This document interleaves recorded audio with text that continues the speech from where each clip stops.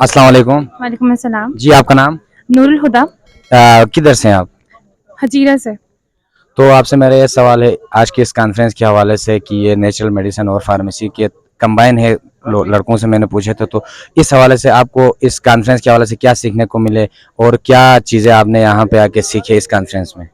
Basically मेरा अपना भी यहाँ रिसर्च टॉपिक था, तो नेचुरल और मेडिसिन्स या ट्रेडिशनल मेडिसिन जो है इनका आज भी रुझान बहुत ज़्यादा है, क्योंकि इनके साइड इफ़ेक्ट्स बहुत मिमिक होते हैं as compare to allopathic medicines. ये एक स्टैंडर्ड आ जाता है, बीच में एक डिफरेंस आ जाता है। तो मेजॉरिटी पॉपुलेशन ये है कि अभी तक वो हर्ब्स के पीछे ही जा रही है, ताकि ट्रीटमेंट तो लें हम, कॉस्ट इफेक्टिव भी है वो, और उसके बाद उसके जो साइड इफ़ेक्ट्स हैं वो भी नॉर्मल हैं। ठीक है, तो इसलिए नेचुरल मेडिसिन का बहुत इंपॉर्टेंट रोल है, और कॉन्फ्रेंस में ये चीज़ें बताई गई हैं, लोगों ने जो रिसर्च वर्क किया है, इंटर रिलेशन जो कंट्रीज़ के दरमियान हुई है, वो हमें पता चला है कि क्या क्या चीज़ें इवॉल्व हो रही हैं, इन फ्यूचर हमारे पास क्या क्या चीज़ों की यूजेज आएगी।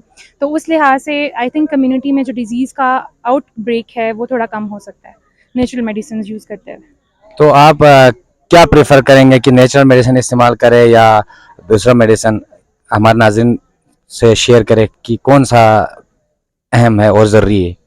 एक्चुअली आप एक फार्मासिस्ट से ये बात पूछ रहे हैं, तो बीइंग अ फार्मासिस्ट मुझे तो बोलना चाहिए कि एलोपैथिक मेडिसिन ज़्यादा मतलब इफेक्टिव हैं या जो भी चीज़ है, बट एक उसका साइड इफ़ेक्ट ये भी आता है कि उसके कुछ सीवियर साइड इफ़ेक्ट्स आ सकते हैं। कन्वेंशनल मेडिसिन यूज़ करनी चाहिए, अगर आप हर्ब्स यूज़ करें, नेचुरल मेडिसिन यूज़ करें, साथ साथ एलोपैथिक की मेडिसिन भी यूज़ करें, ताकि जो इफेक्टिवनेस है वो अच्छी हो, पेशेंट्स की डिजीज़ क्योर हो सके और उनके सिम्टम्स मिमिक हो सके ना।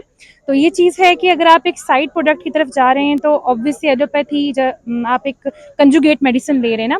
जैसे एक डायबिटीज़ का पेशेंट है, उसको हाइपरटेंशन भी है, तो उसके लिए एक ऐसी मेडिसिन फार्मासिस्ट बनाता है जिसमें दोनों ओवरलैप कर रही हों चीज़ें। लेकिन उसका एक प्रॉब्लम ये है कि वो किडनी स्टोन्स या किडनी फेलियर की तरफ जा सकते हैं रिस्क ना। इसलिए हमेशा ये बताऊंगी मैं कि आप नेचुरल थेरेपी के साथ साथ जो एलोपैथी की थेरेपी है वो भी लें, ताकि आपके जो हैं उसकी वजह से जो साइड इफ़ेक्ट्स आ रहे हैं वो नेचुरल थेरेपी उसको ओवरकम कर सके। Thank you. तो नाजरीन ये थे। तो नाजरीन, हाँ, आपके सामने हमने नेचुरल मेडिसिन के जो स्टॉल लगाए हुए थे उनसे पूछे नेचुरल मेडिसिन के बारे में। अभी मेरे साथ मौजूद है फार्मेसी के आखिरी सेमेस्टर का एक स्टूडेंट मौजूद है। हम उनके से पूछेंगे कि मेडिसिन के हवाले से क्या अहमियत है। नेचुरल वालों का कहना था कि इसके साइड इफेक्ट ज़्यादा है, तो हम इससे पूछेंगे। जी, अस्सलाम वालेकुम। जी वालेकुम। जी, आपका नाम? मेरा नाम वजीर वसीम। आपका ताल्लुक किधर से है? मेरा स्कर्दू से है। जी वजीर भाई, आप हमें ये बताएं कि नेचुरल मेडिसिन वालों का कहना यह था कि जो मेडिसिन है उसका जो साइड इफेक्ट ज़्यादा होते हैं। हाँ, वो एकदम जो है ना चीज़ों को रिकवर कर देते हैं, लेकिन इसके साइड इफेक्ट भी है। तो इस हवाले से आप हमारे नाज़रीन को बताएं कि इसकी साइड इफेक्ट ज़्यादा है या नुकसानात इसके ज़्यादा है, क्या प्रोसेस है वो हमारे नाज़रीन को भी बताएं।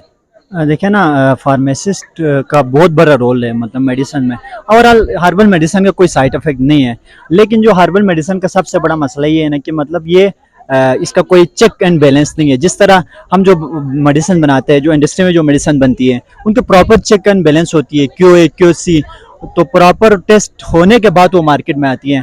तो साइड इफेक्ट का ये है कि मतलब बैक्टीरिया रेजिस्टेंट कर चुका है। अभी आप मैं एक बात बताऊं, जो एंटीबायोटिक रेजिस्टेंट है वो इतने बढ़ गए हैं। इस वजह से क्या हुआ है, पहले 5 mg में काम करते थे, तो हमने क्या किया है, हर छोटी छोटी डिजीज के लिए हम क्या करते हैं, एंटीबायोटिक्स लेते हैं। एंटीबायोटिक हम टाफियों की तरह यूज कर रहे हैं, तो इस वजह से पहले 5 mg में इफेक्ट कर रहा था, अभी 500 mg में क्या जाकर इफेक्ट है, क्योंकि जो बैक्टीरिया है वो क्या हुआ है, रेजिस्टेंट हुआ है डिजीज के बारे में। तो मैं यही कहूँगा कि जो फार्मासिस्ट का एक बड़ा रोल होनी चाहिए कि हेल्थ केयर में। हमारे पाकिस्तान में बदकिस्मती से क्या है, जो प्रिस्क्रिप्शन को भी क्या मतलब प्रिस्क्रिप्शन के अलाउंस नहीं है, मतलब यहाँ पे नहीं कर सकते फार्मासिस्ट। प्रिस्क्रिप्शन भी डॉक्टर करता है। डॉक्टर का काम तो बाहर आप देखा जाए तो डॉक्टर का काम डायग्नोज करना है, फार्मासिस्ट का काम क्या है, उसको प्रिस्क्रिप्शन करना, पेशेंट को डायरेक्शन देना और कैसे यूज़ करता है, ये सब मतलब काउंसलिंग में आती है। उसको पेशेंट एजुकेशन देना, ये सब क्या है, फार्मासिस्ट का रोल है। लेकिन बदकिस्मती से क्या है, यहाँ पे हम फार्माकोलॉजी 2 साल पढ़ने के बावजूद, फार्माकोग्नोजी 2 साल पढ़ने के बावजूद भी क्या है, ये इख्तियार फार्मासिस्ट को दिया है। ये मैं बहुत मतलब फार्मासिस्ट का नाइंसाफ़ी हो रही है पाकिस्तान में। तो आज इस कॉन्फ्रेंस के हवाले से आप लोगों का भी कोई इवेंट था या आप लोगों के लिए भी कोई बाहर से कोई मेहमान आए हुए थे? मुझे तो यहाँ पे सिर्फ नेचुरल मेडिसिन वालों का स्टॉल देखने को मिला। आप लोगों के कोई स्टॉल नहीं लगे हुए थे, इसका क्या वजूहत है? आप लोगों के नहीं थे ये कॉन्फ्रेंस? आप लोगों के फार्मेसी के हवाले से नहीं थे?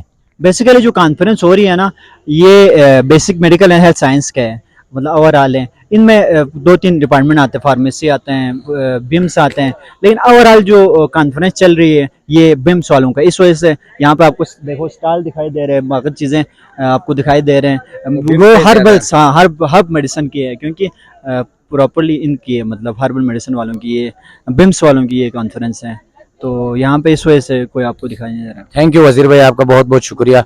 तो नाजरीन, ये थे वजीर भाई जो फार्मेसी का स्टूडेंट था, उनका भी कहना यह था कि एंटीबायोटिक्स ज़्यादा यूज़ करने की वजह से कि हमारे अंदर जो है ना वो बैक्टीरिया रेजिस्टेंस पैदा हो गई, इस वजह से ये जो है ना काम नहीं करते हैं। फार्मेसी के स्टूडेंट जो कि मेडिसिन की अहमियत के बारे में, इम्पोर्टेंस के बारे में हमारे साथ गुफ्तगू कर रहे थे। तो वॉइस टीवी के प्लेटफॉर्म से सिकंदर लफ्जान को दीजिए इजाज़त।